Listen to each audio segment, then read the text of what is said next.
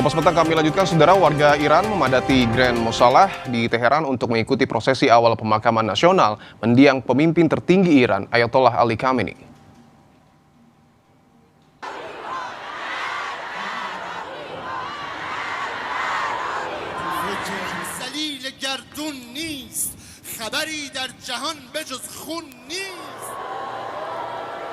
Otoritas setempat secara resmi memperlihatkan peti jenazah Khamenei dalam sebuah peti kaca khusus. Isak tangis warga pecah saat peti tersebut dihadirkan. Warga Iran juga terus meneriakan yel-yel tuntutan balas dendam atas kematian Ayatollah Ali Khamenei.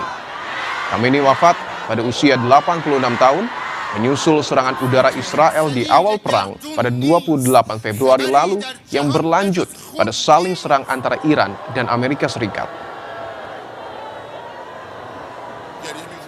به چشم عزیز زهرا حسین بودند اون فرمایش ولی نعمتشون ما تا ابد.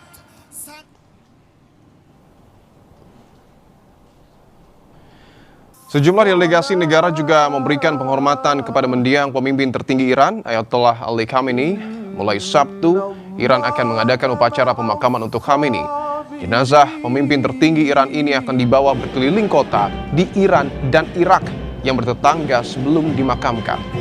Pemerintahan Iran meminta masyarakat, pegawai pemerintah, dan pasukan militer memenuhi jalanan sebagai penghormatan terakhir kepada Khamenei. Khamenei yang memimpin Iran selama hampir 4 dekade meninggal pada 28 Februari ketika Amerika Serikat dan Israel sama-sama melancarkan perang.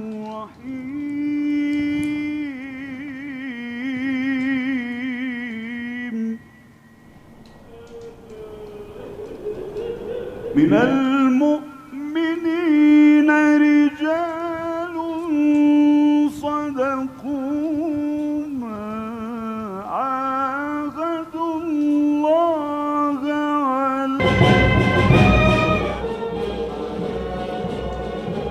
Wakil Ketua Dewan Keamanan Rusia Dmitry Medvedev juga menghadiri upacara pemakaman mendiang pemimpin tertinggi Iran, Ayatollah Ali Khamenei di Teheran. Rekaman video menunjukkan Medvedev tiba di musola Imam Khomeini, tempat ia berdiri di depan peti mati Khamenei menjelang upacara pemakaman. Pihak berwenang Iran mengatakan para pelayat dapat memberikan penghormatan terakhir di Teheran selama 2 hari. Prosesi pemakaman dijadwalkan pada 6 Juli sebelum upacara dipindahkan ke Qom pada 7 Juli mendatang.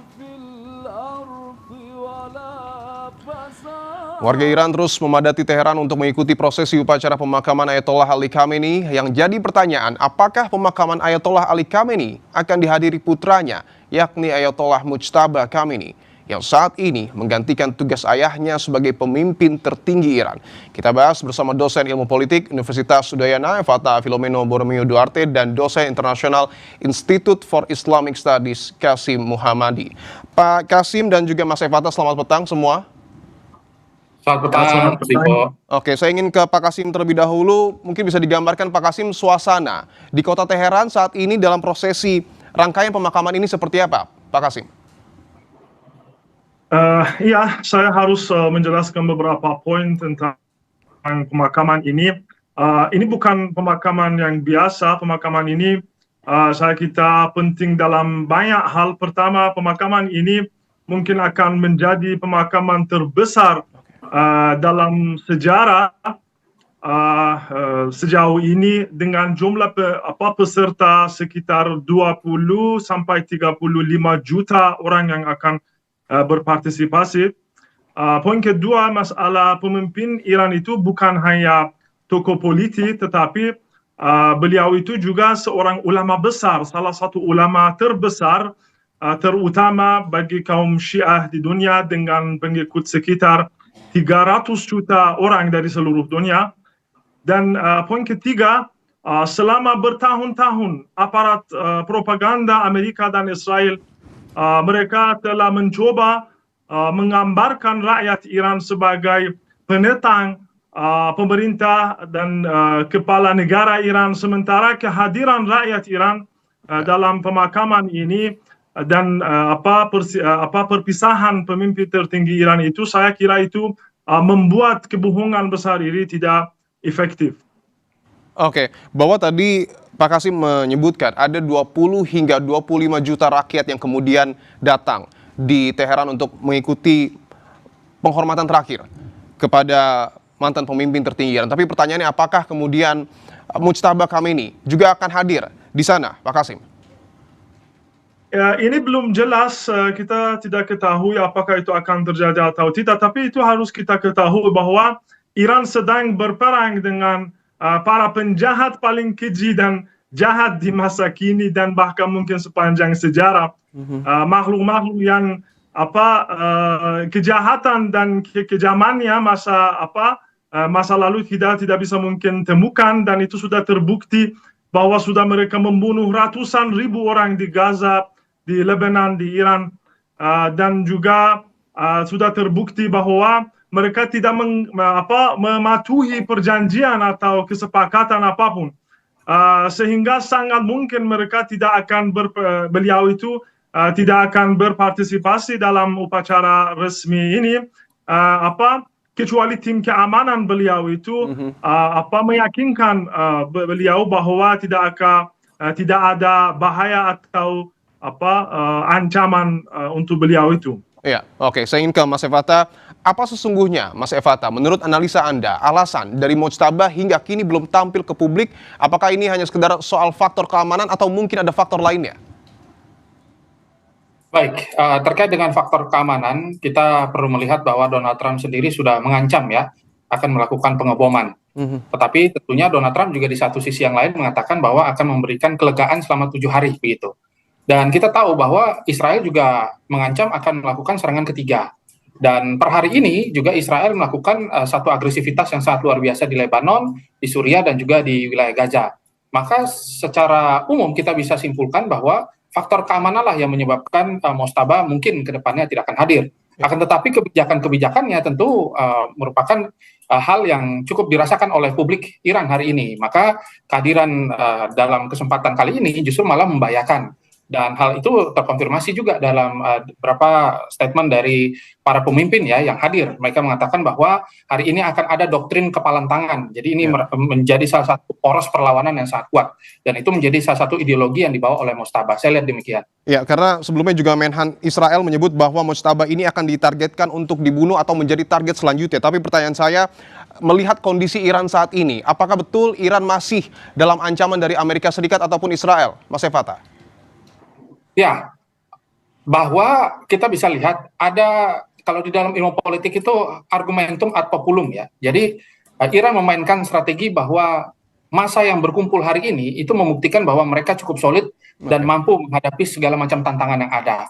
Dan terkait dengan situasi bahwa apakah nanti para pemimpin-pemimpin dari IRGC muncul dan juga pemimpin dari Iran muncul tidak menjadi target oleh Israel, tentu hal tersebut kita bisa saksikan ya bahwa kesempatan dari Israel untuk melihat di mana posisi dan juga para pemimpin dari Iran itu menjadi salah satu tujuan politik dan juga tujuan militer besar dari Amerika Serikat itu ya, dari Israel dan juga Amerika Serikat.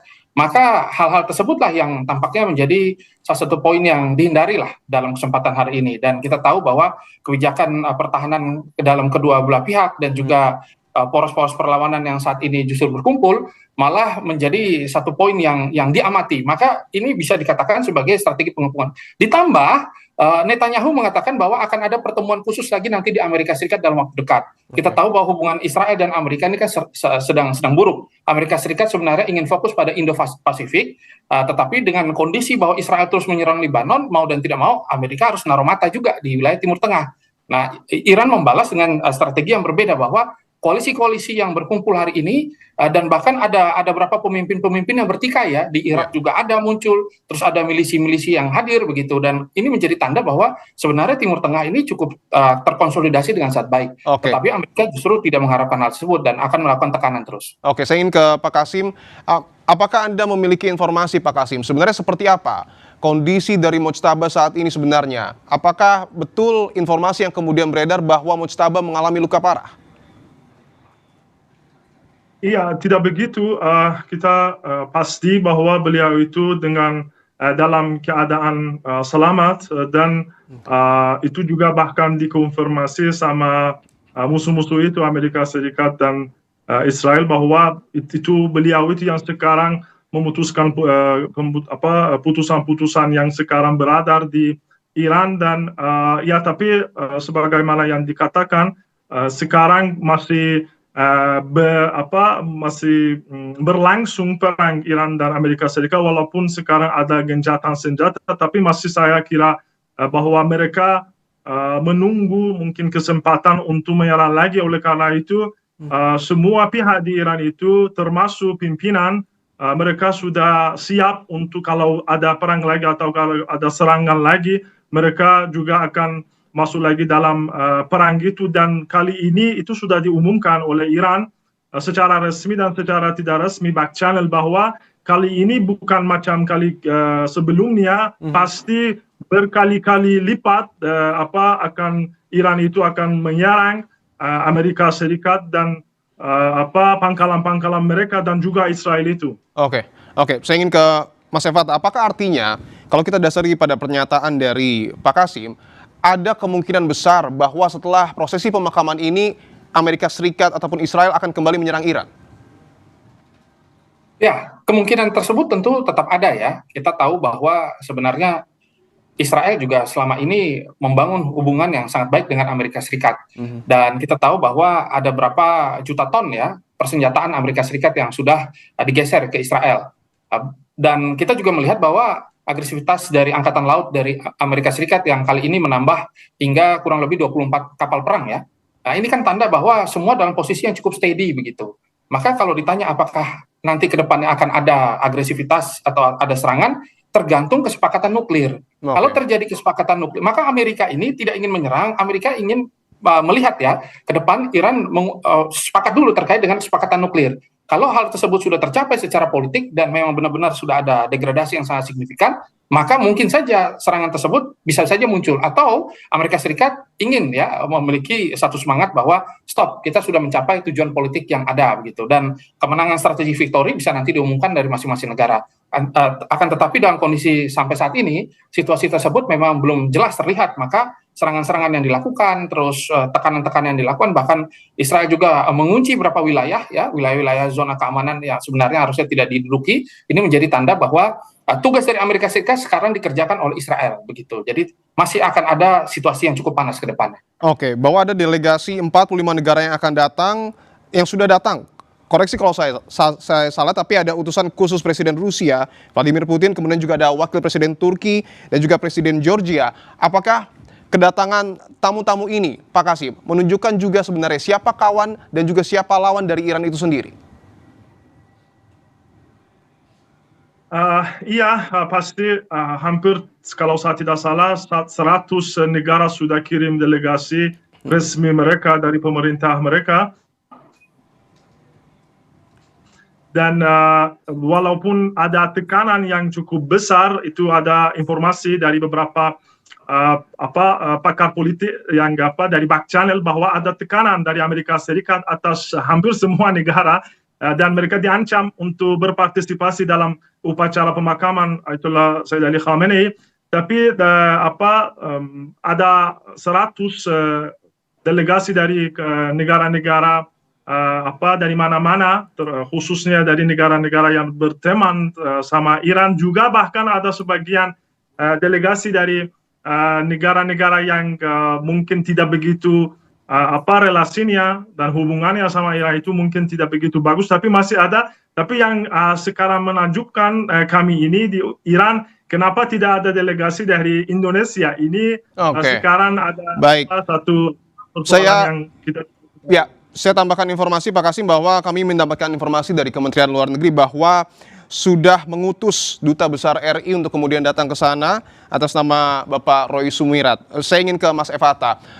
Mungkin pertanyaannya akan cukup serupa. Respon Anda seperti apa? Saya ingin ke Pak Kasim dulu. Respon Anda seperti apa ketika Duta Besar RI ini sudah datang ke sana? Iya, pasti itu saya kira itu sinyal yang bagus daripada Indonesia, karena itu sudah lama hubungan baiknya Iran sama Indonesia itu sudah lama. Beberapa presiden Indonesia itu sudah berkunjung ke Iran dan ternyata ketemu sama pemimpin besar Iran Dan saya kira kalau bisa itu dilanjutkan persahabatan di antara Iran dan Indonesia itu pasti itu luar biasa, karena dua negara itu merupakan dua negara Islam yang mungkin terbesar di dunia dan juga cukup kuat kedua-duanya. Oleh karena itu saya kira kalau bisa hubungan politiknya dua negara itu bisa dikuatkan, itu pasti bagus bagi kedua-dua negara. Oke, tentu kita akan pantau ya seperti apa prosesi pemakaman yang kemudian dilakukan di Teheran. Terima kasih Mas Evatan dan juga Pak Kasim telah bergabung di Kompas Petang.